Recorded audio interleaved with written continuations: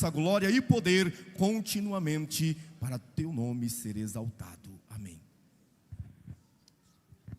Graças a Deus. A paz do Senhor Jesus para a igreja. Abra sua Bíblia comigo, por gentileza, em Atos dos Apóstolos, ou como alguns chamam, alguns estudiosos, Atos do Espírito Santo, capítulo de número 20. Nós vamos ler a partir do versículo de número 5. Deus seja louvado. Enquanto você procura, localiza o santo texto da palavra de Deus, eu quero desde já externar todo o meu louvor e gratidão ao nosso Deus por ter nos confiado uma oportunidade tão honrosa de estarmos aqui nesta noite, cooperando com os irmãos e vos servindo através da poderosa palavra de Deus. Que Deus continue vos abençoando e vos prosperando cada vez mais. Louvo a Deus pela vida do pastor Mateus, que carinhosamente lembrou de nós, aí estendeu o convite. Alguns amigos que eu tenho feito desse ministério, pastor Tiago, enfim, os demais pastores, obreiros, enfim, que Deus continue abençoando poderosamente esta amada e querida igreja. E é um privilégio mesmo estar aqui, em dias como esse, que o mundo vive de trevas. Aqui está uma igreja viva, adorando e glorificando ao nome do Senhor. E eu louvo a Deus pela Umadimac, que tem servido a Deus de uma forma tão vibrante e poderosa. Uma igreja que realmente, uma igreja de jovens que adoram a Deus em espírito e em verdade.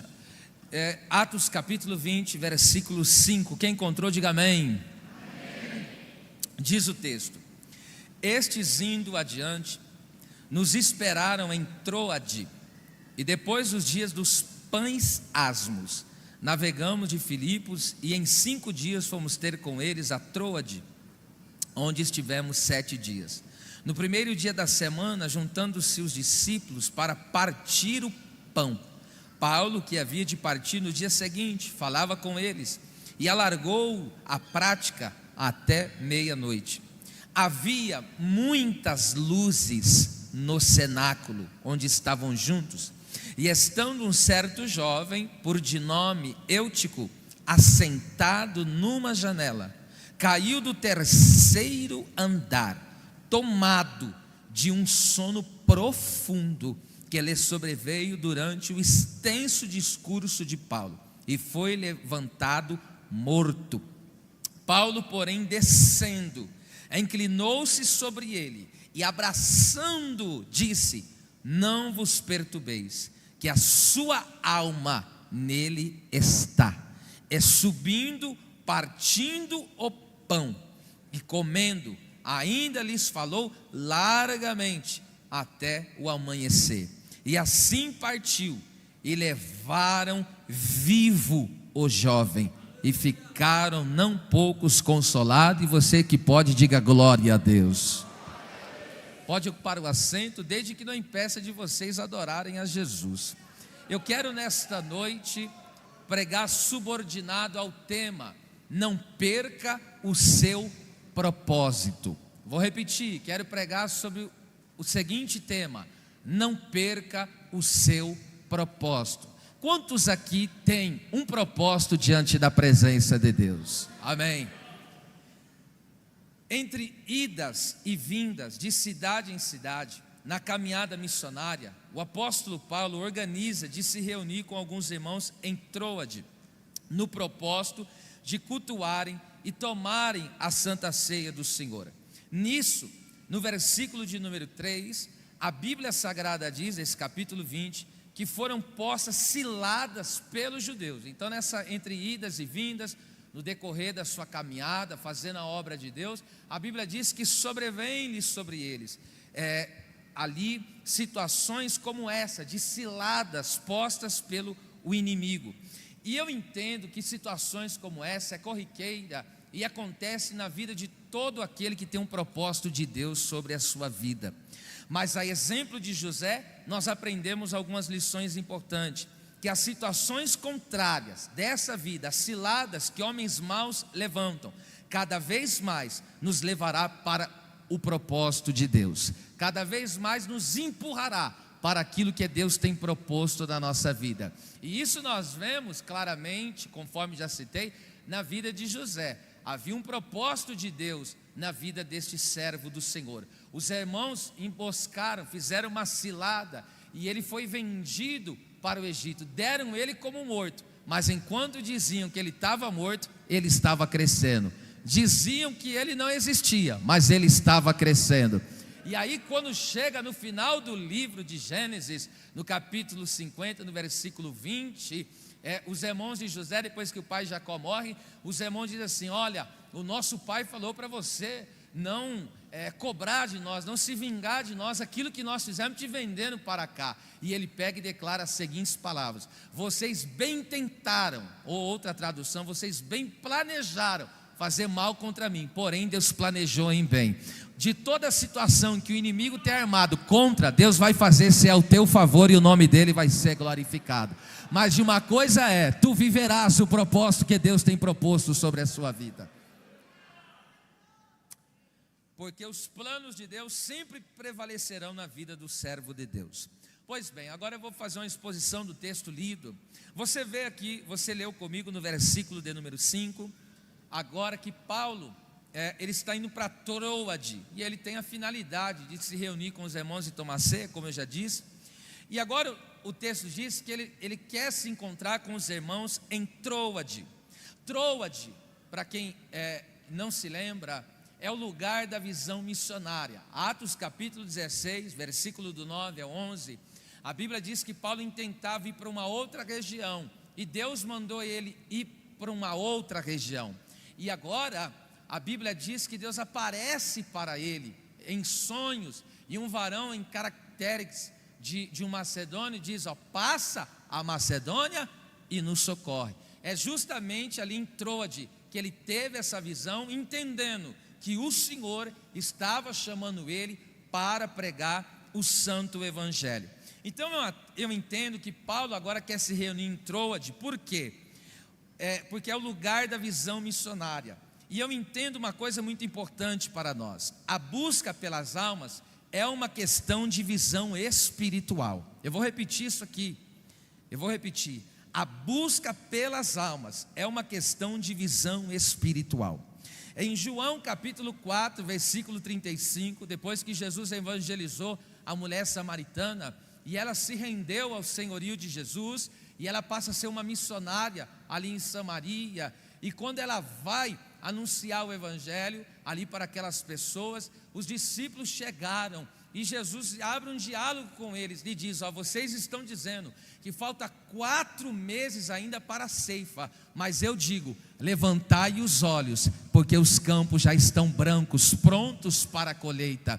E quando Jesus estava falando que os campos já estão brancos, ele não estava falando de uma colheita natural, ele estava falando da colheita de almas. E quando a Bíblia diz, quando Jesus fala os campos já estão brancos, cabeça branca fala de uma geração que está passando. Jesus está dizendo, uma geração está passando, e nós temos responsabilidade de colher essas almas, de buscar essas almas, de resgatar essas almas. E a minha oração é que nesta noite Deus levante ganhadores de alma, aqueles que anseiam e amam e anelam em seu ser a busca incansável pelos perdidos. Agora perceba que coisa tremenda, para que nós possamos, a igreja possa manter essa visão espiritual de ganhador de alma, nós temos que manter a comunhão com Jesus Cristo. Porque em Mateus capítulo de número 28, versículo 20, quando Jesus dá o seu mandamento, a sua ordem, para que os seus servos, e no caso para nós, a igreja, viéssemos batizar em nome do Pai, do Filho e do Espírito Santo, fazer discípulos em todas as nações, ele nos deixou bem claro dizendo, tem uma coisa: eu estarei com vocês todos os dias, até a consumação dos séculos. Então ele estava dizendo, enquanto você faz a minha obra, eu estou do teu lado. Enquanto você busca as almas, eu estou com você. Então nós, para mantermos uma visão missionária, é necessário estar em comunhão com Jesus. E o que é estar com comunhão com Cristo? É ter Ele como nosso melhor amigo, e temos a percepção e a convicção real da presença dele na nossa vida. Jesus, ele não é um amigo, Jesus, ele é o amigo. Jesus, ele é real. Jesus, ele é presente. E nós temos a percepção, embora os seus olhos não possam ver, embora os meus olhos não possam ver, mas nós estamos convictos que a presença dele é real aqui nesse ambiente de culto, e a igreja celebra e glorifica porque a presença dele está aqui neste lugar. No verso 6, o texto diz assim: e depois dos dias dos pães asmos, navegamos para Troade. Você sabe que pães asmos é uma festa que Deus deu para o povo judeu, para o povo de Israel, juntamente com a Páscoa, que representa, no caso, era o pão que não tinha fermento. O fermento, todos nós sabemos, que era símbolo do pecado. Aí Deus diz para o povo: ó, vocês têm que arrancar todo o fermento da vossa casa, tem que tirar todo o fermento do vosso meio, simbolizando que Deus não queria que houvesse pecado no meio do seu povo. Em Êxodo capítulo de número 13 e versículo 7, Deus falou: não se verá contigo fermento. É por isso que agora, sob o Novo Testamento, o apóstolo Paulo, quando prega para os coríntios, escreve a sua primeira carta, no capítulo 5, no versículo 6 a 8, ele disse que um pouco de fermento leveda toda a massa, ou seja, um pecado já danifica a vida cristã do servo e da serva do Senhor. Um pouco de pecado já mancha a sua vida. Não, aqui ele não está falando de gravidade, ele está dizendo qualquer pecado que seja, já mancha, já leveda, já há uma alteração na vida da pessoa. E aí ele declara: alimpai-vos do fermento velho, para que sejais uma nova massa, porque Cristo foi sacrificado por nós. Aí agora ele diz: pelo que façamos festa, não com o pão com fermento, mas sim com os asmos da sinceridade. Enquanto esse mundo está fermentado pelo pecado, inclusive nesses dias de carnaval, onde as pessoas estão se desnudando por aí, onde as pessoas estão pintando e bordando, pecando desenfreadamente, enchendo o seu nariz de cocaína, usando droga de noite, se prostituindo, a alma de má que está aqui reunida na presença de Deus e fazendo festa, mas sem o fermento do pecado. A igreja do Senhor aqui está reunida e não há mistura de pecado, mas a presença do Espírito Santo aqui. E a festa que a igreja faz é dando glória a Deus, é falando língua estranha, exaltando ao nome do Senhor. Se na tua vida há, aleluia, a presença do Espírito Santo, então faça festa, porque é a festa daqueles que foram libertos para a glória de Deus. Glória a Deus. Hoje nós festejamos, nós se alegramos, não se drogando, não se prostituindo, mas a nossa alegria é estar com as vestes brancas e que o óleo de Deus sobre a nossa cabeça, e adorando aquele que fez os céus e que fez a terra. Louvado seja o seu nome. Agora perceba só isso aqui comigo. Ele diz: navegamos para Troade. Eu entendo uma coisa: somente quem foi limpo do fermento do pecado vai para a visão missionária, porque Troade eu disse que representa a visão missionária. Então somente quem foi liberto do fermento do pecado pode ir de encontro à visão missionária, pois o próprio Isaías, no capítulo 6 e no versículo 1 em diante, ele diz: no ano em que morreu o rei Uzias, eu vi o Senhor assentado sobre um alto e sublime trono, e ele contempla os serafins com duas asas voando, com duas cobrindo os pés, com duas cobrindo os rostos, e clamando uns aos outros: santo, santo, santo é o Senhor dos exércitos, e toda a terra está cheia da sua glória. E ali a Bíblia diz que ele fala: ai de mim que vou perecendo, porque sou um homem de impuros lábios e habito no meio de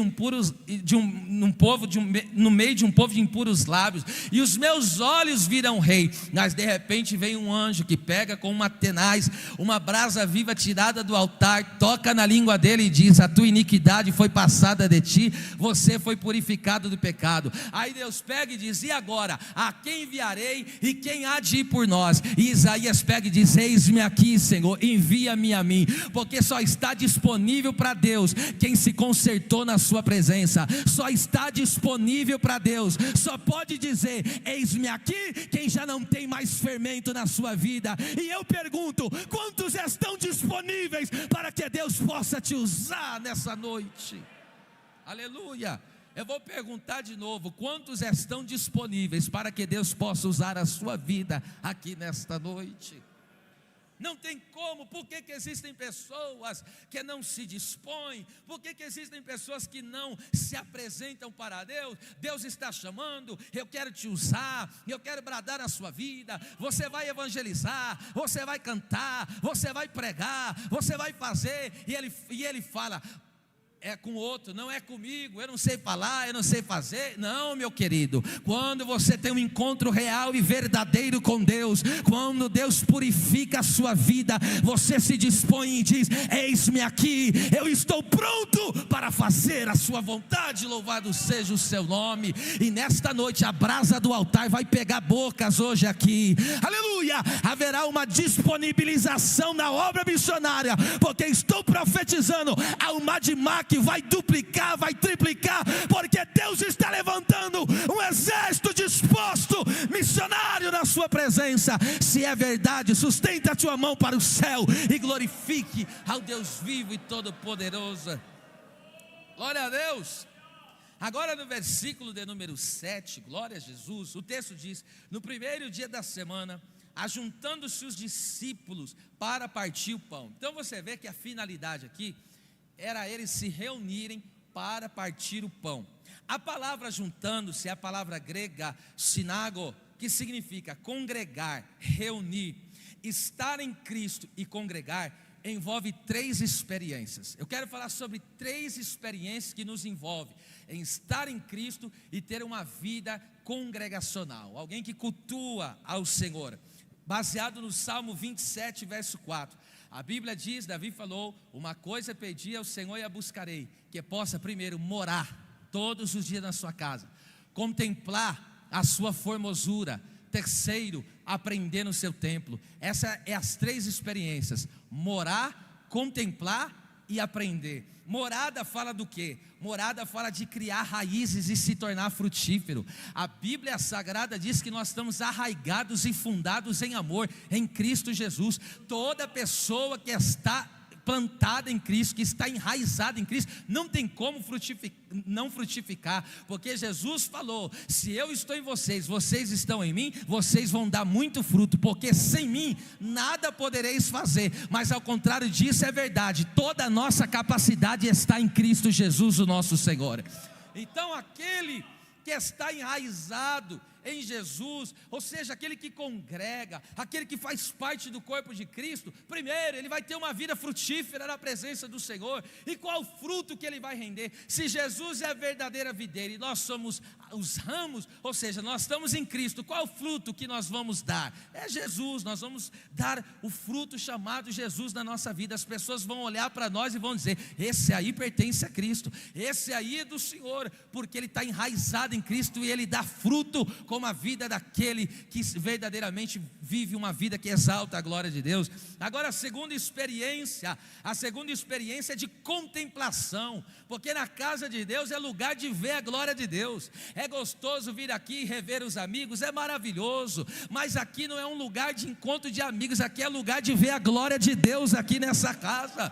Em João capítulo 17, versículo de número 24, Jesus falou: eu peço ao Pai para que eles vejam a minha glória. Ver a glória significa entrar, desfrutar, experimentar. Nesta noite você vai ver, vai desfrutar e vai experimentar. Quantos querem ter uma experiência com a glória de Deus aqui nessa noite?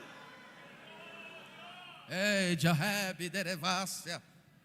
Terceiro, a casa de Deus é lugar de aprendizado, e aprendizado fala de edificação. 1 Coríntios 14, 26, a Bíblia diz: tudo que façais para edificação. E sabe o que é edificação? Quando Paulo fala, quando nós se reunimos para cultuar ao nome do Senhor, edificação significa aumentar o potencial, fortalecer, porque a vida espiritual, ela é de glória em glória.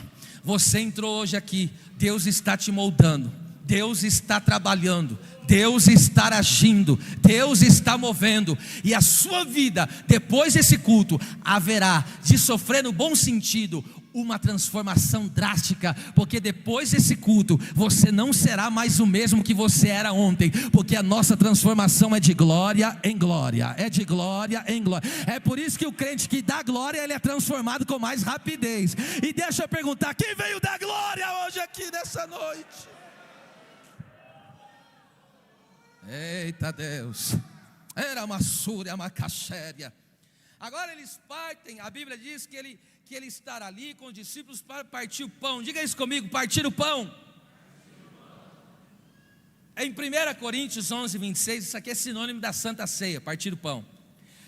Paulo diz assim: anunciais a morte do Senhor até que Ele venha. Escute, a ceia, ela sinaliza 3 coisas: o que Jesus fez, o que Jesus faz e o que Jesus fará.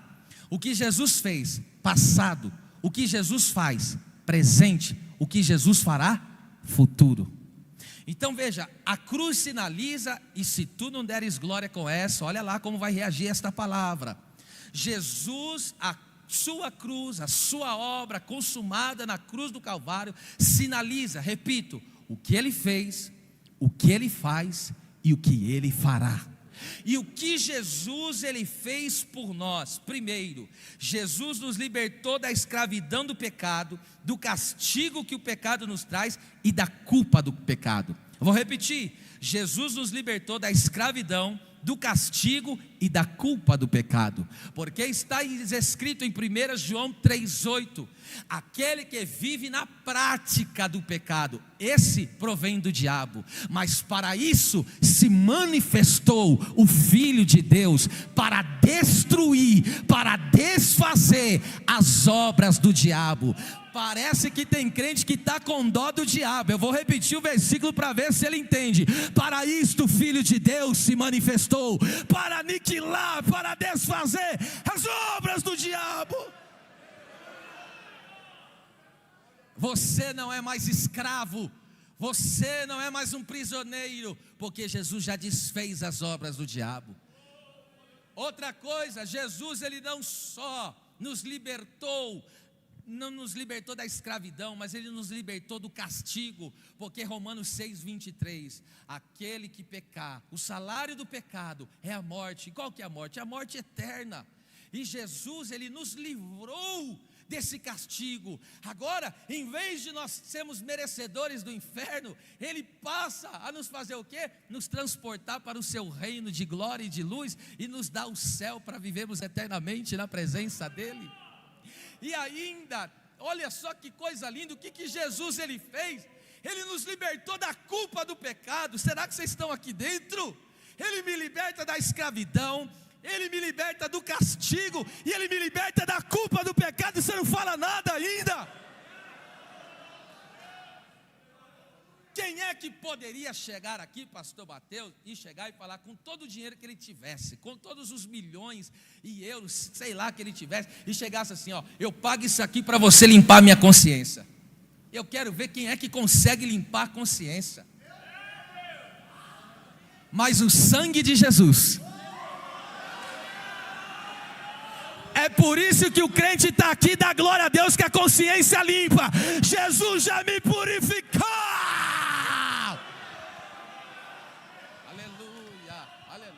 Sabe por que tem gente ainda com glória a Deus engasgado? Está com a consciência culpada. Aí ele dá glória a Deus, o diabo fala: não, você não pode dar glória a Deus porque tem culpa. Mas o sangue de Jesus, o sangue de Jesus, o sangue.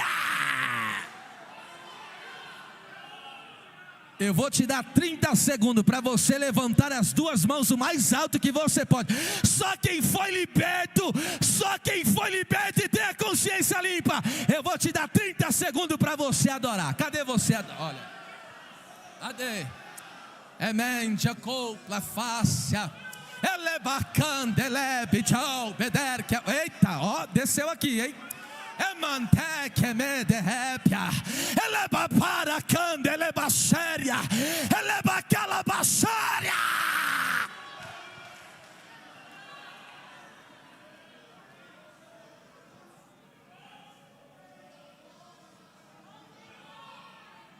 Aleluia.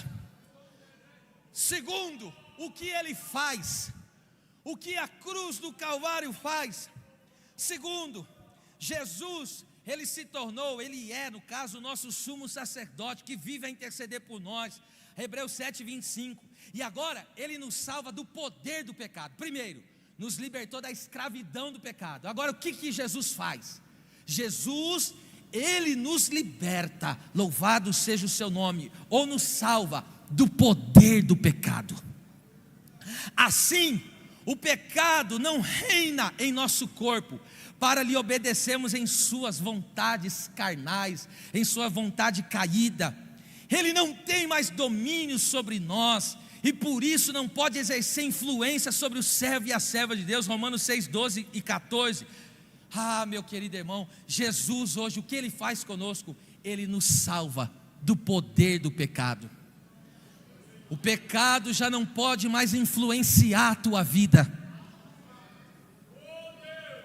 Um dia Paulo pegou e disse: o bem que quero fazer não faço, e o mal que não quero, esse faço. Se quero fazer o bem que não faço, logo não sou eu, mas é o pecado que habita em mim. E aí ele dá um grito desesperador: quem me livrará do corpo dessa morte? Aí ele diz: graças a Deus, que nos dá a vitória por Cristo Jesus, o nosso Senhor. Hoje, Jesus nos salva da influência e do poder do pecado. O inimigo vem com a tentação, você cai se tu quiser, você não é mais escravo. O pecado não pode exercer mais influência sobre a tua mente, sobre o teu coração. Ele coloca a isca, você cai se não vigiar, se não estiver em oração. Porque agora Jesus nos salvou do poder do pecado. E sabe o que acontece agora? É isso que nos dá estabilidade espiritual aqui na terra. Porque o escritor aos Hebreus, no capítulo 6, versículo 18 e 19, ele diz isso: e nós temos isso como a âncora da alma, porque o nosso sumo sacerdote Jesus, ele entrou lá no véu. Sabe o que significa âncora? Âncora é aquilo que se jogava dos navios para o barco, para o navio estar estabilizado. Só que nós temos uma âncora na alma. E a nossa âncora, aquilo que nos traz estabilidade, está na onde? Está lá no lado do Pai, está à destra do Pai, está à destra do Pai. Quando o crente pensa: estou fraco, vou cair, não vou conseguir, aí ele clama o sangue de Jesus, aí ele clama a graça de Deus, aí ele se aproxima do trono, e aí ele vai se estabilizando. Aí o diabo diz assim: eu lutei tanto para derrubar ele, para tirar ele da presença de Deus, por que ele continua vindo na igreja? Por que ele continua participando do grupo? É porque você está ancorado no Santo dos Santos, está ancorado no Santo dos Santos. Diga com a mão direita levantada bem forte: a minha alma está ancorada em Jesus Cristo. Se é verdade, adore a Deus por essa palavra.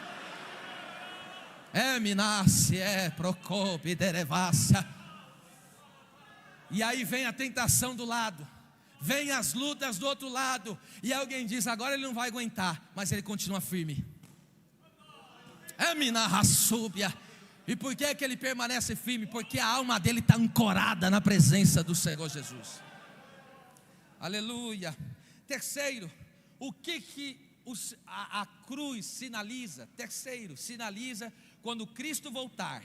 Eu, se fosse você, se alegrava com essa: ele nos libertará da presença do pecado. Porque hoje a presença ainda existe, porque eu e você podemos cair se não vigiarmos. Só que quando ele voltar, quem espera a vinda dele ainda? Deixa eu ver. Romanos 8:23, esperamos a redenção do nosso corpo. Porque quando ele voltará, esse corpo fraco, esse corpo que está vulnerável, ele será transformado em um corpo glorioso. Eu e você vamos perder a capacidade de pecar. Glória a Deus. Eu vou repetir: eu e você, quando recebemos um corpo glorioso, vamos perder a capacidade de pecar. Eu e você nunca mais desagradaremos a Deus. Meu Deus, vamos lá, gente do céu, tem uns mistérios para entregar aqui. Agora o versículo 7, a parte B diz assim: Paulo, que havia de partir no dia seguinte. Então Paulo havia de partir. Essa palavra aqui no grego, irmão, Havia é melo no grego, que significa intentar, ter em mente, pensar, preservar, ou planejar, perdão. Intentar, ter em mente, pensar, planejar. Isso indica propósito. Então entenda o que? Somente em Jesus Cristo encontramos o real sentido da vida. Vou repetir. Somente em Jesus Cristo encontramos o real sentido da vida. Primeira carta de Pedro, capítulo 1, versículo 18. O que Pedro diz? Fomos resgatados da nossa vã maneira de viver. O que é ser resgatado daquilo que é vão? Vão significa inútil, sem propósito. Jesus falou: a sua vida era inútil, porque girava tudo em torno das coisas terrenas, mas agora eu te resgatei dessa vã maneira. Agora a sua vida vira em torno do céu. Colossenses capítulo 3, verso 1 e verso 2, o que Paulo diz? Buscai as coisas que são de cima, onde Cristo está sentado, e pensai nas coisas celestiais. Espera lá, para que eu possa buscar, eu tenho que me mover. Olha o que Paulo falou: buscai as coisas que são do céu. Então para mim buscar, eu preciso me mover. Sabe o que Paulo está dizendo? O que me faz estar aqui numa terça-feira de carnaval na Almadimac é ser movido pelo céu. Eu sou movido pelo céu. Aleluia. Existem pessoas que dizem assim: eu estou indo lá na igreja para buscar uma bênção. Isso está totalmente errado. Isso é só consequência da nossa busca pelo céu. Nós estamos aqui porque somos movidos pelo céu. Por que as lutas não te parou? Você é movido pelo céu. Por que as situações contrárias não te parou? Você é movido pelo céu. Você é movido pelo céu. Aleluia. O que te trouxe aqui foi o céu. Aleluia. Porque você é movido pelo céu e a sua ocupação é o céu. Porque pensar é se ocupar, e na sua cabeça você tem o céu dentro dela. Aleluia, glória a Deus. Agora escute isso aqui. No versículo de número 8, o texto diz que naquele culto onde Paulo estava, havia muitas luzes no cenáculo onde estavam juntos. Aqui luzes, meus amados irmãos, é tocha, é lâmpada, é chama que é abastecida com óleo. A luz brilha se tem óleo. Somente uma igreja cheia do Espírito que será a luz desse mundo. Não tem como ser luz se não for cheio do Espírito Santo. Aí o que me chama a atenção, João tem uma revelação fantástica de Jesus ali no Apocalipse, no capítulo 1. E aí o que me chama a atenção, que eu fico impactado com essa palavra, é que quando João, ele vai olhar para a voz que ele ouve, antes de ele ver Jesus, ele fala: eu vi 7 castiçais ao redor dele. Então, antes de ver Jesus no meio do castiçais, ele viu o quê? O próprio castiçal. Então entende o quê? Somente o castiçal aceso que pode revelar o Cristo glorificado. Ou seja, somente uma igreja cheia do Espírito Santo que pode revelar o Cristo glorificado. Não, você não entendeu. Nós não vivemos uma vida que revela um Cristo caído, um Cristo abatido, um Cristo cadavérico, um Cristo derrubado. A igreja revela o Cristo que triunfou sobre a morte, triunfou sobre todo e tudo. Aleluia. Tem luz acesa da presença de Deus aí? Deixa eu ver onde tem luz acesa da presença de Deus. Urabachanda. Antes de o mundo ver o Cristo glorificado, verá uma igreja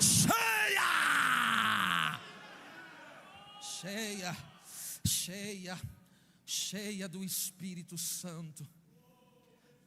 Eles estavam no cenáculo. Cenáculo é a parte mais alta da casa. É isso que significa cenáculo. Irmão, cenáculo fala da origem do Pentecoste. Porque a Bíblia Sagrada diz, em Atos capítulo 1, versículo 13 e 14: e subiram para o cenáculo e perseveravam unanimamente em oração. Chega em Atos 2, cumprindo-se o dia de Pentecoste, estavam todos reunidos no mesmo lugar. De repente veio do céu um vento veemente e impetuoso e encheu a casa onde estavam assentados. Foram vistas por eles línguas repartidas como que de fogo, conforme o Espírito Santo lhe concedia que falassem. E todos, crianças, mulheres, homens, todos foram cheios do Espírito Santo e começaram a falar em outras línguas. O que eu entendo com isso, irmão, aqui o cenáculo é a parte mais alta da casa. Deus me deu a oportunidade, onde dizem, acreditam-se que é o cenáculo onde aconteceu o batismo com o Espírito Santo, é numa parte alta realmente. E aí você lembra em Atos 2, quando os irmãos foram cheios do Espírito Santo, um povo estava na parte de baixo, zombando e dizendo: esse povo está bêbado, esse povo está encachaçado. Veja, o Pentecostes aconteceu na parte de cima, e quem está na parte de baixo não está entendendo o que acontece na parte de cima. Aleluia. Nós precisamos voltar para o departamento de cima. Nós precisamos voltar para as nossas origens. Essa igreja nasceu no fogo, é do fogo. Essa igreja aqui é cheia do Espírito Santo. Essa igreja aqui dá glória a Deus, fala aleluia. Essa igreja aqui ora em línguas estranhas. É uma igreja cheia. Aleluia, glória a Deus. Deixa eu dizer para você uma coisa, essa é as nossas origens, aleluia. E aí tem gente que não acontece, que tem gente que não entende por que esse crente chora, por que esse crente salta, por que esse crente levanta a mão, por que esse crente dá glória a Deus sem parar. Por quê? Porque a presença de Deus, Ele está no departamento de cima. E quem está na parte de cima, aleluia, oh bendito seja o nome do Senhor, está vivendo uma outra dimensão, está vivendo uma outra realidade. Deus está dizendo: subamos ao cenáculo da presença de Deus. Oh meu Deus.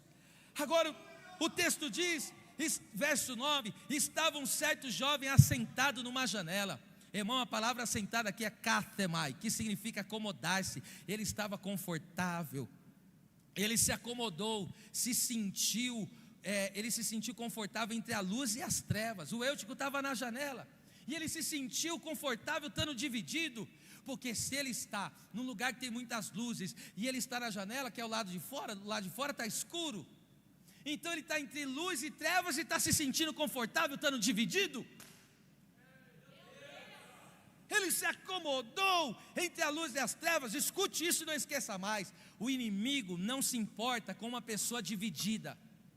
O inimigo não se importa.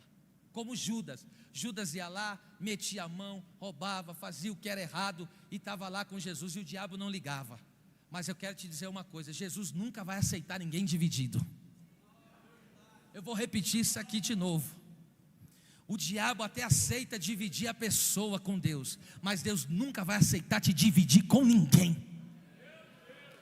Porque a Bíblia diz que a amizade com o mundo é inimizade contra Deus. Abraão rompeu com o mundo e estabeleceu uma amizade com o divino. Ele passa a ser amigo do Deus Todo-Poderoso. Janela fala de alguém que está de corpo presente, mas o olhar está fora. Oh meu Deus do céu! Está do lado de dentro, mas o seu olhar está fora. A pessoa que está do lado de dentro, mas o seu olhar está fora, e fica na janela, é como Mical, nunca vai entender a alegria do Espírito Santo. Nunca vai entender um Davi saltando e pulando na presença do Deus Todo-Poderoso. Porque está dentro, mas o olhar está fora.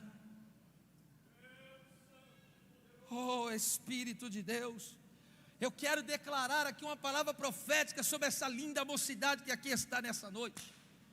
Por que você está olhando para o lado de fora, se tudo que você precisa está aqui dentro? Pare de olhar para o lado de fora, porque tudo que você precisa já está aqui dentro. Eu vou dizer de novo, com outras palavras: o casamento que você precisa está aqui dentro. A família que você precisa está aqui dentro. O ministério que Deus está aqui dentro. A felicidade está aqui dentro. Não vai buscar lá fora o que Deus já te deu aqui dentro. Diga: tudo o que eu preciso. Não, diga forte: tudo o que eu preciso já está aqui dentro. Bate no irmão e diga: só permanece no lugar que Deus te colocou. Aleluia. Era machanda calasere me candarabacaia. Stebe copla saio. Era baixanda. Não vai buscar relacionamento lá fora, porque aqui tem, aqui dentro. Não vai buscar vida lá fora, porque lá fora é morte. É aqui que tem. Não busca lá fora o que Deus já te deu aqui dentro. Eita Deus.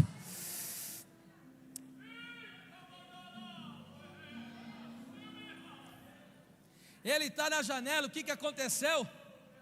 Ele cai do terceiro andar. Gente do céu, terceiro andar é o andar da revelação da graça. Lembra Paulo? 2 Coríntios 12, fui ao terceiro céu. Ele caiu, o culto estava no terceiro céu, porque culto a gente não pode aceitar menos do que isso. Culto não fica na parte de baixo, o culto fica no terceiro andar. Ele caiu, o culto no ápice, e ele caiu, irmão, dentro do culto caindo, porque está com o olhar lá fora.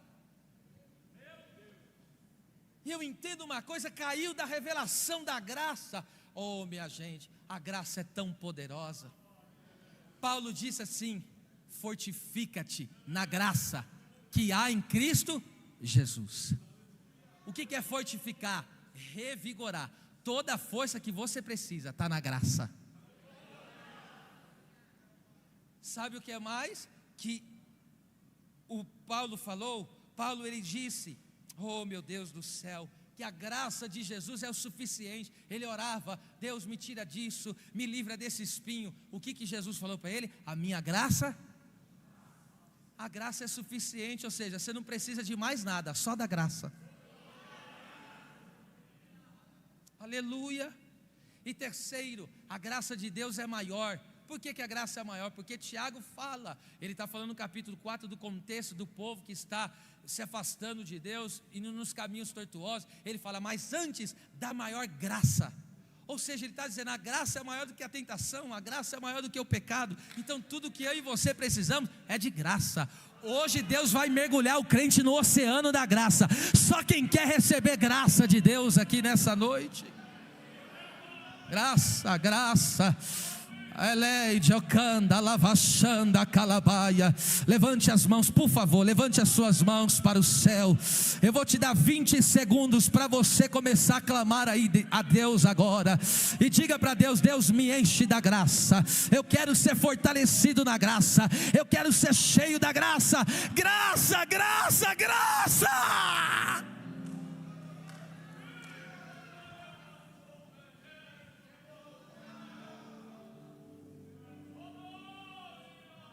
Ei, eu clama nerefácia candaravachande comanai.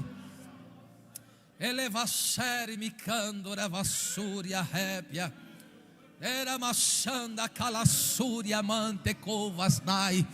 Elementre coplacere me canda labachanda candarab. Há uma graça de Deus aqui em cima deste altar. Há uma graça de Deus aqui no meio do coral. Há uma graça de Deus entre os músicos. Há uma graça de Deus no meio do gesto. Há uma graça no meio da igreja. Recebe a graça.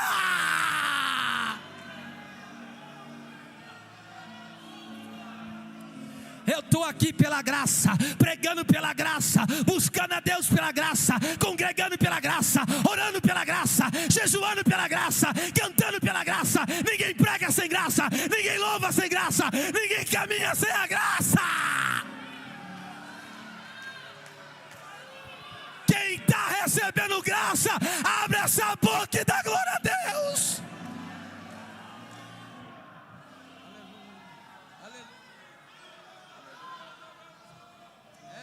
Baixanda, era macanda la séria, era macala séria candébia, elebe daracanda la baixande calabassúria. Por favor, eu não quero ser indelicado, mas põe a mão no ombro do teu irmão e diga: receba mais graça, receba graça, caminhe na graça, anda na graça, pregue na graça, louve na graça. É graça, é graça, é graça.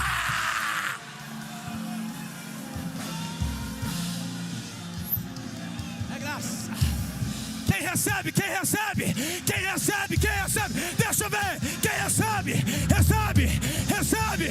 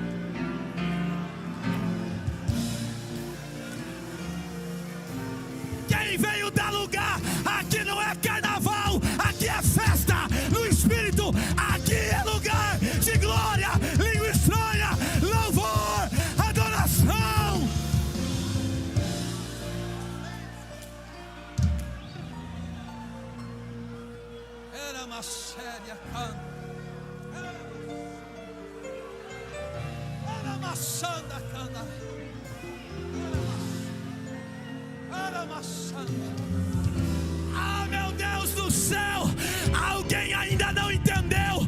Mais uma vez, por favor, eu te peço, põe a mão nessa pessoa e diga: você não entendeu? Receba a graça.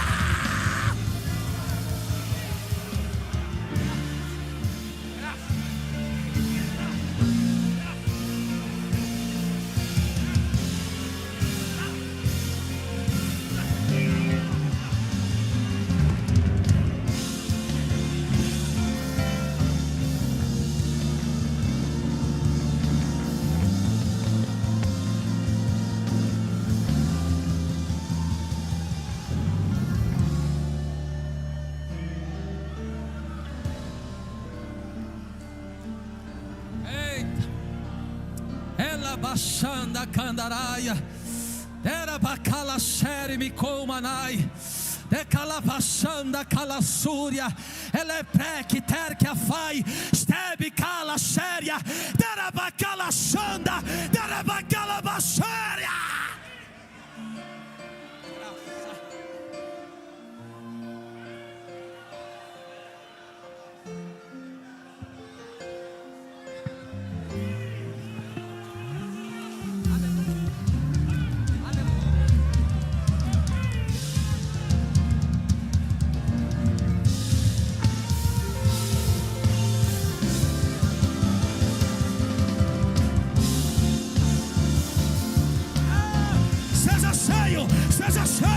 Seja cheio, receba o batismo com o Espírito Santo, receba o renovo, receba.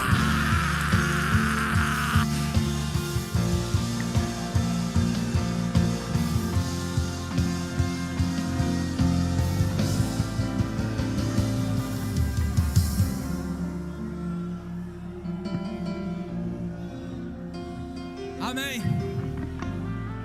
Amém. Glória a Deus. Se assente adorando, se assente adorando. É Mahassúria Candaraia, era Machanda Calaceia, era Mahadergue Vócia, era Machanda Candaraia.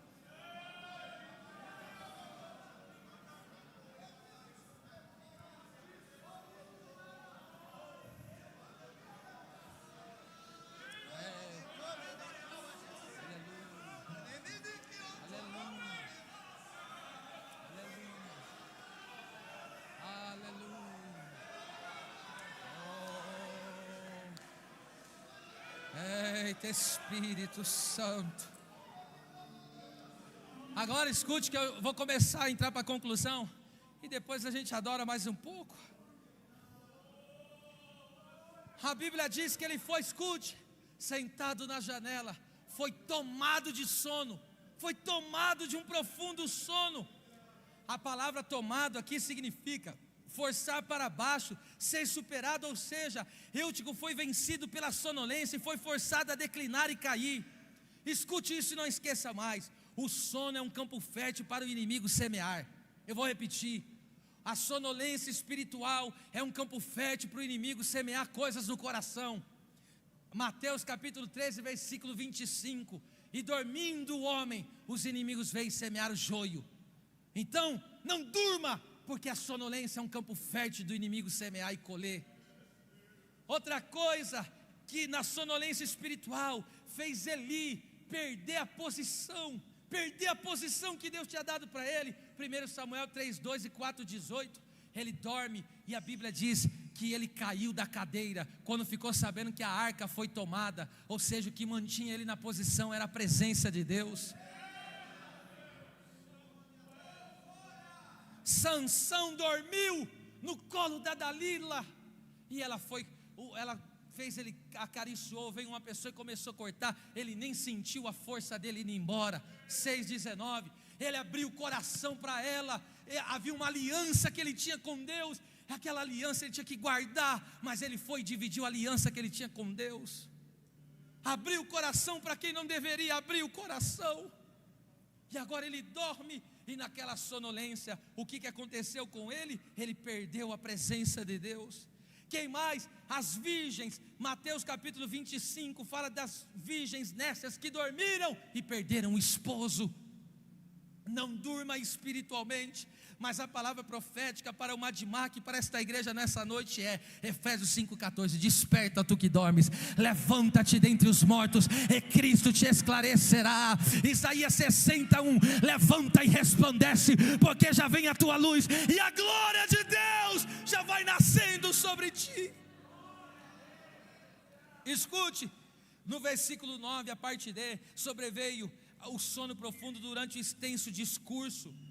Paulo está pregando, e aí o que o anjo está dizendo? Essa pregação está chata, essa pregação nunca acaba.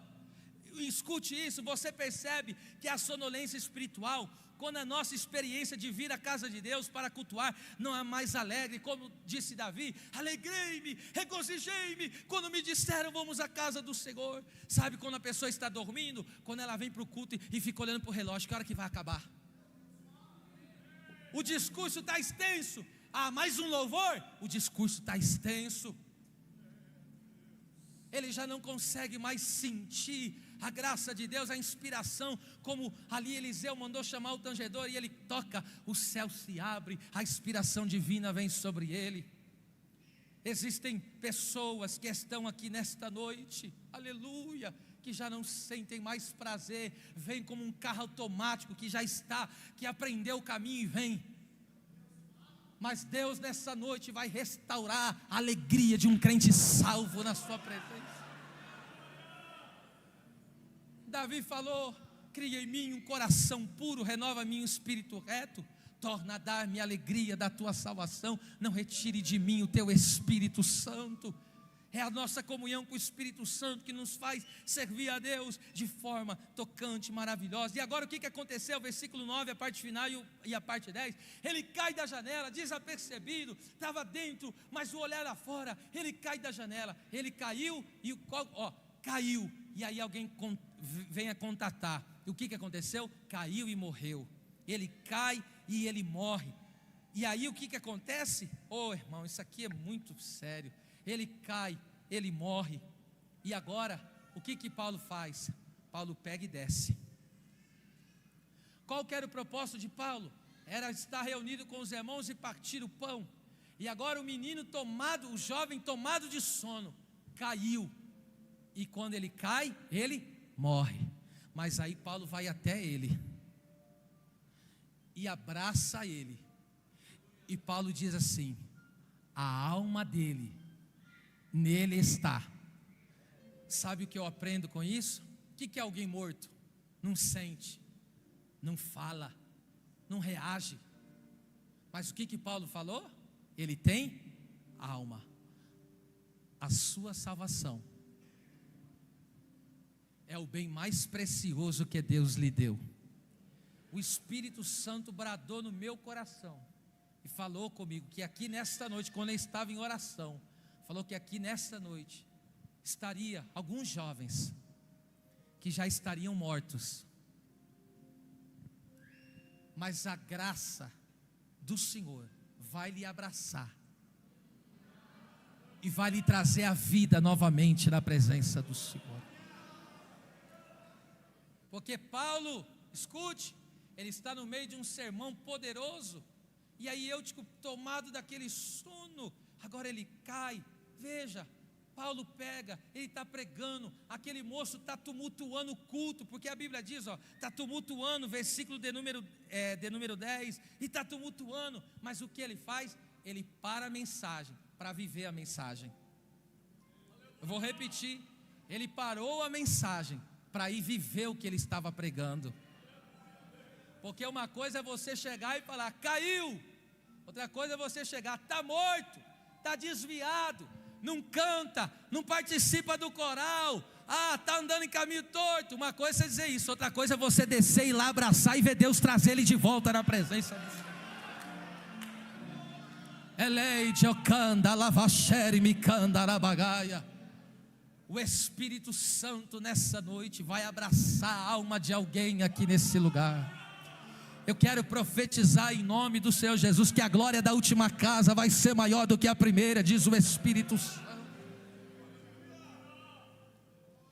pessoas que já estavam verdadeiramente desfalecidos, mortos. O Espírito Santo vai trazer de volta. Você vai ser o canal de Deus para abraçar.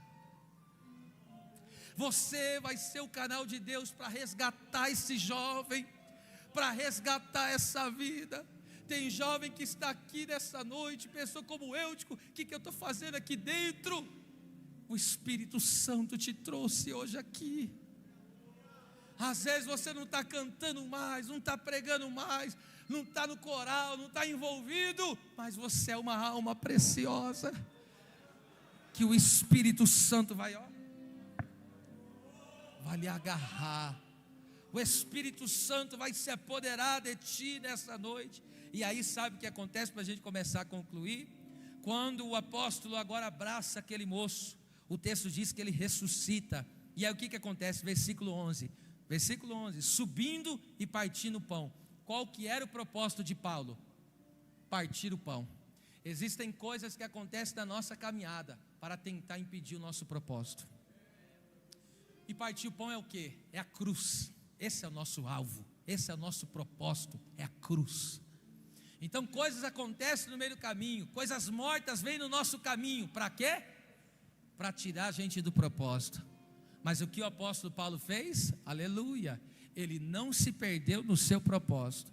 Apareceu uma causa de morte ali, e o que ele fez? Ele não foi contagiado pela morte, mas a vida de Deus que estava nele contagiou quem estava morto. Não, você não entendeu. Você não vai ser influenciado por quem está morto. Você que está vivo é que vai dar vida para quem está morto. Não entenderam? A vida do Espírito que está em você vai abrasar outro. Aleluia! E aí o que diz o texto? Ele sobe, subindo novamente, subiu e partiu o pão. O que é que tem acontecido com você? O que é que tem surgido no teu caminho, que tem te feito perder o propósito de Deus na sua vida? Nessa noite Deus vai te levar novamente para onde você nunca deveria ter saído. O teu lugar é no lugar do cenáculo de luzes, muitas luzes. O teu lugar é no terceiro andar, na revelação da graça de Jesus Cristo. Alguém está aqui perguntando: será que eu vou voltar a ser quem era? Claro que não vai ser quem era, vai ser melhor, porque a graça de Deus é maior, porque onde o pecado abundou, superabundou a graça. Fica de pé, por gentileza, fica de pé. Prepara o louvor. Por favor, eu vou até descer aí, se vocês me permitem. O apóstolo Paulo fez o quê? O apóstolo Paulo fez assim, ó. Ele chegou e abraçou. E quando ele abraçou, escute, quando ele abraçou, ele constatou: ele está vivo. Essa noite, e não passará dela, há pessoas aqui que vão ter uma experiência pessoal que ainda não tiveram com Deus, porque você vai sentir o toque do Espírito Santo te envolvendo como nunca antes te envolveu. E agora o texto diz que depois levaram ele vivo.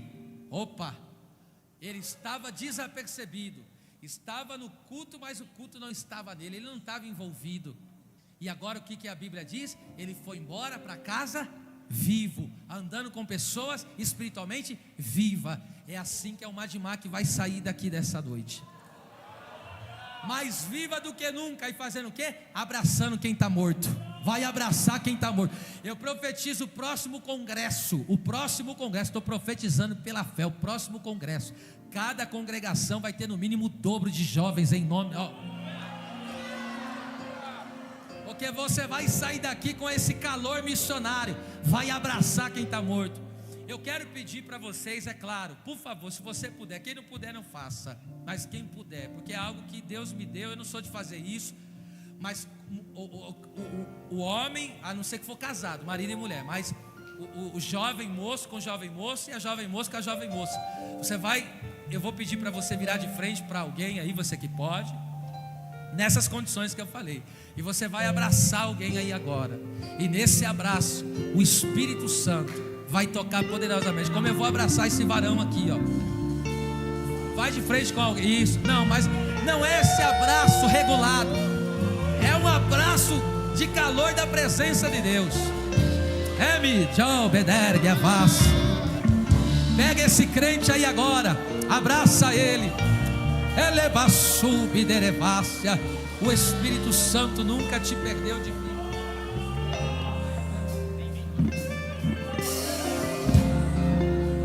Abraça alguém aí agora. Abraça alguém aí agora. Abraça alguém aí agora. Porque a vida de Deus se manifesta.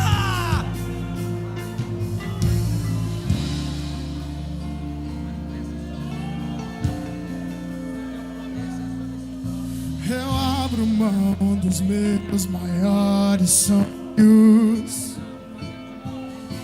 O meu desejo é te ver com os anjos. Sei que existe esse lugar que o dinheiro não pode comprar. Adore a Deus, adore a Deus, adore a Deus.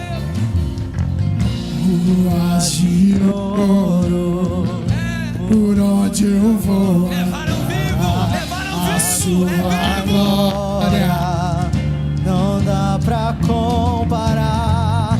E a igreja ao rei vai ser. Está tão perto esse dia, vou poder te abraçar. Quem pode adora, quem pode adora. O encontro do noivo A igreja será tão lindo. aleluia.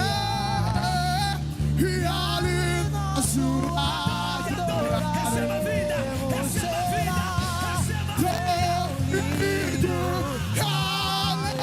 aleluia. O encontro do noivo com a igreja será tão lindo. Espírito da profecia, trabalha aqui nessa E noite. ali nós adoraremos. será tão lindo. Aleluia. Quem dá lugar, recebe. Me canta na baixinha.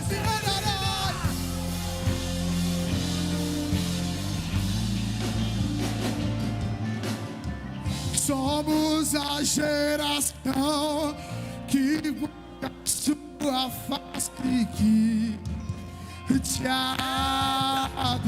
Já tá vindo uma alma pra Jesus. Já tá vindo uma alma Somos pra a Jesus. geração Quem dá lugar, que você Da glória. somos a geração do arrebatamento. Enquanto esse dia não chega, traz o avivamento. E traz avivamento.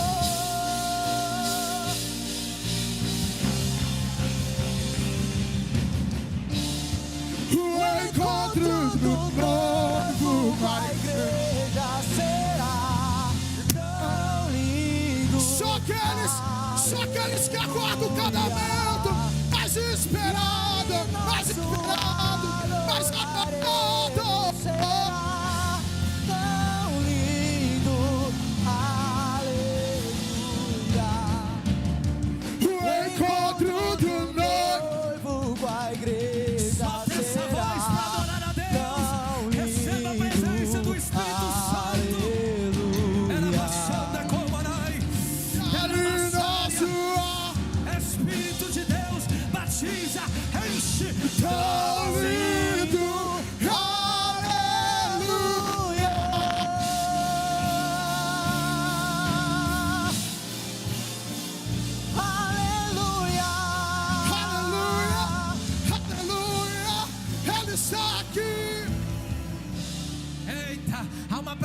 presença de Deus aqui. O Espírito Santo Nós está aguardamos movendo nessa noite. Levante a mão, levante a mão para adorar a Deus. Recebe a presença, recebe a presença, Em breve Jesus no céu vai aparecer, e todo joelho se dobrará, e toda língua confessará. É porque em breve Jesus no céu vai aparecer, todo joelho se dobrará. em nome de Jesus. Toda língua confessará. Explode, cante e mais A igreja será arrebatada. e no piscar De olhos acontecerá. E mais a igreja será arrebatada. no piscar de olhos. Acontecerá. Amém. Era maçandaraia. Era maçã. Aonde tem vida se manifesta aí. Quem está no propósito se manifesta. Quem tem vida se manifesta. Meu Deus.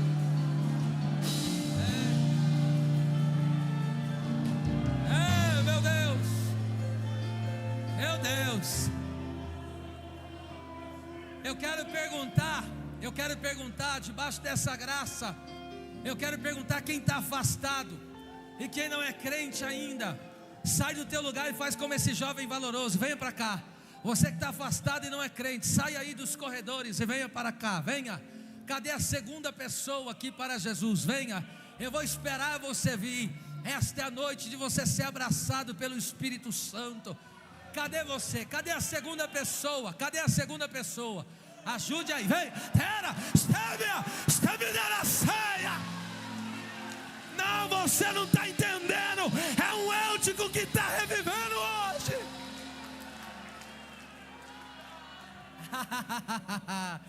Cadê a terceira? Cadê a terceira alma?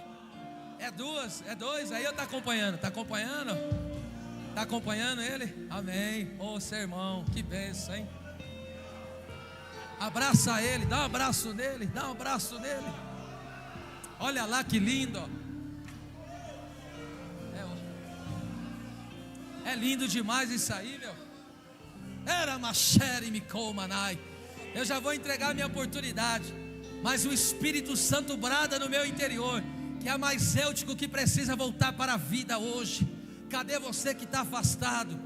Oh meu amado, minha irmã, meu irmão, cadê você? Venha, saia e venha, saia e venha, saia e venha. Vem, e vem, vem. Novo. Aleluia. Espírito, Espírito. Vai vindo, vem, sai do teu lugar e vem, vem. Que desce como fogo. Jesus quer restaurar a tua alma hoje. Venha, venha. Vem como em Pentecostes. Era machanaraia. E enche-me de novo. Se tiver mais alma, eu espero ainda. Se tiver mais almas. Se tiver mais almas, eu ainda te aguardo aqui na frente. É um momento de conflito interno. Você quer vir, você sabe que o seu lugar é na casa de Deus, mas o Espírito